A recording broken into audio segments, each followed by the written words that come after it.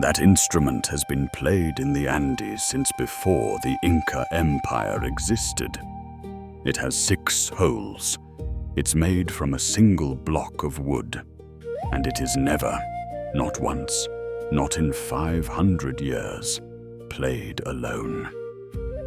This is the tarka, and it survived something most instruments don't: an empire that tried to erase the rituals it was built for. Every culture made music. Most of it disappeared. Welcome back to Forgotten Folk Sounds. We've covered medieval Europe, Scandinavia, West Africa, and Armenia. Today we climb higher than any episode so far, to the Andean Altiplano, the high plateau that stretches across southern Peru, western Bolivia, and northern Chile, surrounding the shores of Lake Titicaca. This is the home of the tarka, an instrument built for altitude, for ritual, and for being played by entire communities at once, rather than by a single soloist. It is also an instrument that nearly didn't survive the arrival of the Spanish. Let's start with what it actually is. The tarka is an end-blown duct flute played by the Aymara people of the greater Lake Titicaca region, spanning southern Peru, western Bolivia, and northern Chile. Unlike a recorder, which it superficially resembles, the tarka is shorter and far more angular in shape, requiring much greater breath and producing a darker, more penetrating sound. The instrument is carved from a single piece of wood with a cylindrical bore running through it, with 6 finger holes positioned along the upper side.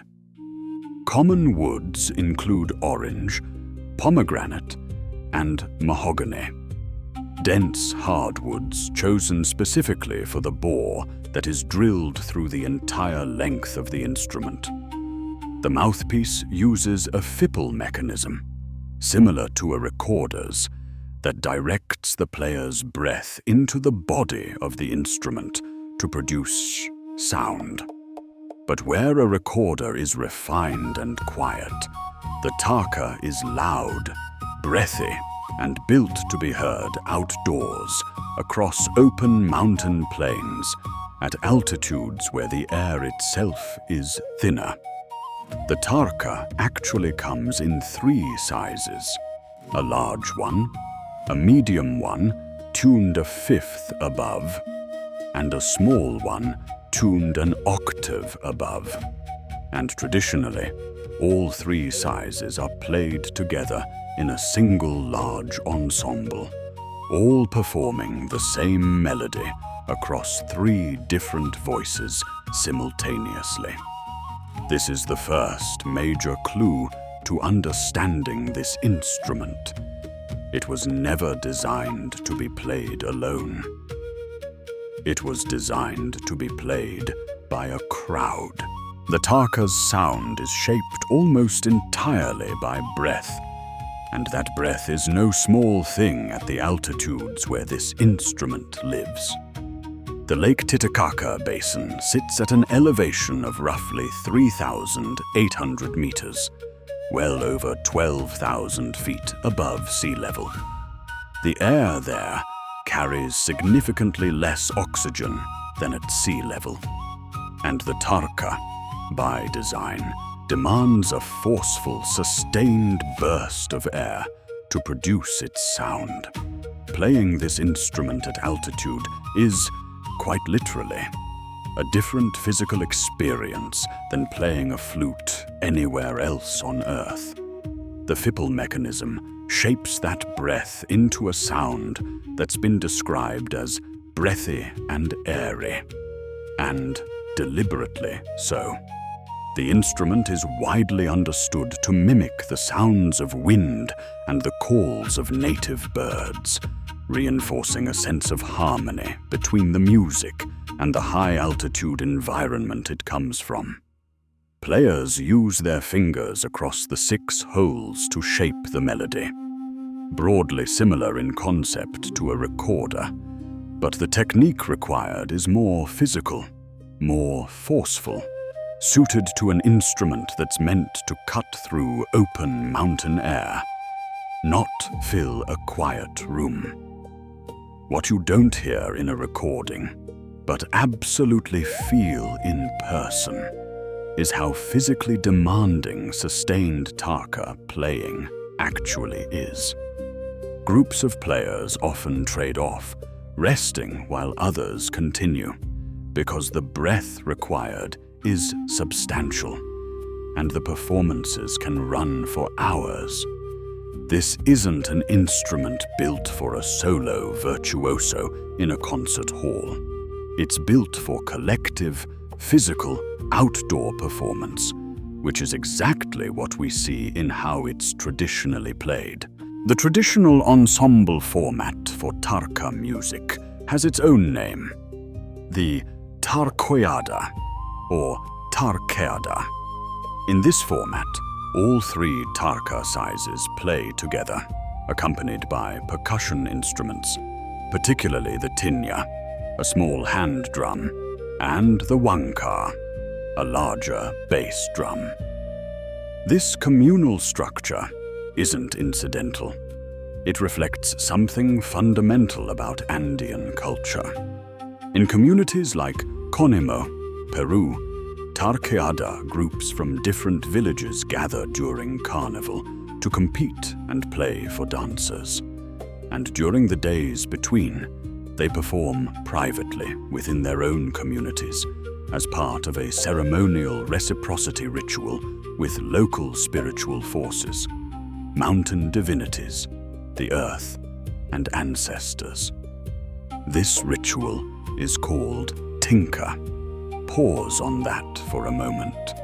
The music isn't just entertainment, and it isn't just ceremony in the abstract sense Western audiences might assume. It is reciprocity, a structured exchange between the human community and the forces, the mountains, the earth, the ancestors that the community depends on. Traditionally, only men play the tarka in these ceremonial contexts. Before European contact, the Andes had no string instruments at all. The soundscape was entirely dominated by wind and percussion. Tunings were pentatonic, and the melodies were unlike anything found elsewhere in the world. Many of these pre-Columbian musical traditions survive today, specifically in the form of tarkeadas, alongside related ensemble traditions like the mojocheñada and the sicuriada. The tarka, in other words, is not a relic. It's a living continuation of a soundscape that existed on this continent before anyone in Europe had ever heard of the Andes. The arrival of the Spanish, beginning with the meeting between Francisco Pizarro and the Inca ruler Atahualpa in Cajamarca, Peru, marked the beginning of the end for the pre-Columbian era across the Andes. The Spanish conquerors permanently changed the Andean world. Through mass religious conversion and the determined efforts of Spanish missionaries, an entirely new culture was imposed over the existing indigenous population. New foreign instruments were introduced: the lute, the guitar, the harp, the violin, the accordion, the mandolin, and later brass instruments, including saxophones, clarinets, trumpets, and tubas. This wasn't a gentle cultural exchange. Indigenous religious and ceremonial practices were actively suppressed throughout the colonial period. Music tied to indigenous spiritual practice Exactly the kind of music the tarkeada represents was, in many contexts, exactly the kind of tradition colonial authorities sought to erase, and yet the Tarka survived. Part of the reason lies in geography. The high altiplano, remote, difficult to access, punishingly high in elevation, was never as thoroughly colonized as the lowland cities. Communities in these regions retained more autonomy over their ceremonial and musical lives than many other indigenous populations across the Americas. Today, at events like the Carnival of Oruro in Bolivia, the majority of musical bands actually employ brass instruments rather than the traditional bamboo and wood instruments, a sign of how deeply colonial musical influence eventually penetrated even celebratory contexts. The song forms performed are Bolivian in origin, but the instrumentation reflects centuries of layered cultural influence. The Tarka's survival, then, isn't a story of total resistance. It's something more honest and more interesting. A story of partial survival, regional persistence, and the specific resilience of communities that held on to ceremonial practices even as the broader culture around them transformed. Today, the Tarka is most visible during Carnival season across the Bolivian and Peruvian altiplano. In places like Conimo, Peru, tarkeada groups representing different communities travel to the district capital specifically for the opening and closing days of Carnival, where they compete and perform for dancers. This competitive, communal performance format has continued largely unbroken into the present day. The Tarka is not a museum piece. It is an active, living part of annual ceremonial life across multiple countries and communities. Playing the Tarka is widely understood within these communities as a way of honoring the past and actively maintaining Andean cultural heritage, a profound embodiment of regional musical tradition that reflects the broader cultural tapestry of the Andes through its construction, its sound, and the specific roles it plays in both music and society.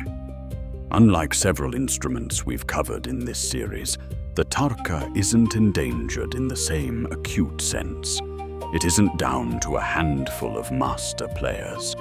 It's played across multiple countries in active annual festivals by working musicians who learned it the way it's always been learned, from family, from community, by participating in the tarkeada itself.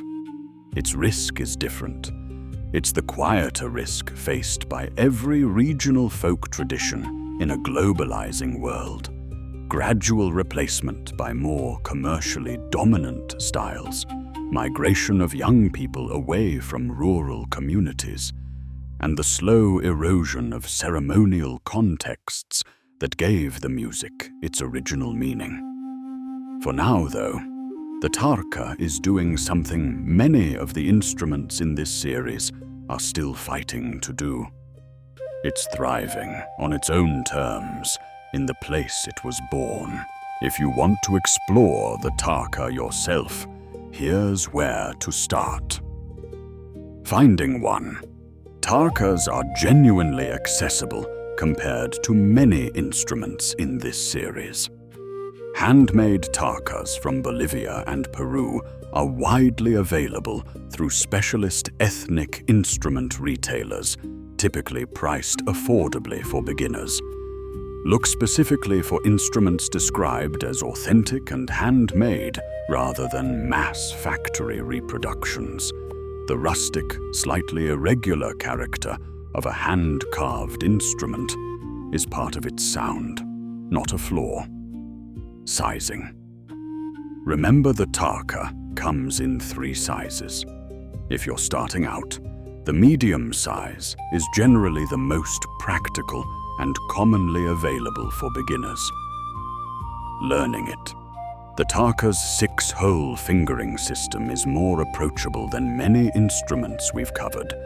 Players with any wind instrument background, including recorder, will find the fundamentals familiar within a short time. The harder skill to develop is the breath force and control required to produce the instrument's full, characteristic sound that takes practice specific to this instrument. The deeper learning, though, isn't really about fingering or breath. It's about understanding that this instrument was never meant to be a solo voice. If you want to genuinely understand the tarka, seek out recordings and footage of tarkeada ensembles, multiple tarka sizes, percussion, dancers, all together. That's the instrument's true context. A single tarka playing alone is only half the story. Every culture made music. Most of it disappeared. This one didn't, because an entire community decided, generation after generation, to keep playing it together. The tarka has outlasted empires. It survived colonization that tried to erase the spiritual practices it was built for. And it's still played today, exactly the way it's always been played, by groups at altitude, for the mountains, the earth, and the ancestors. Every culture made music. Most of it disappeared. The tarka is still here, and it's still being played the way it was always meant to be. Together.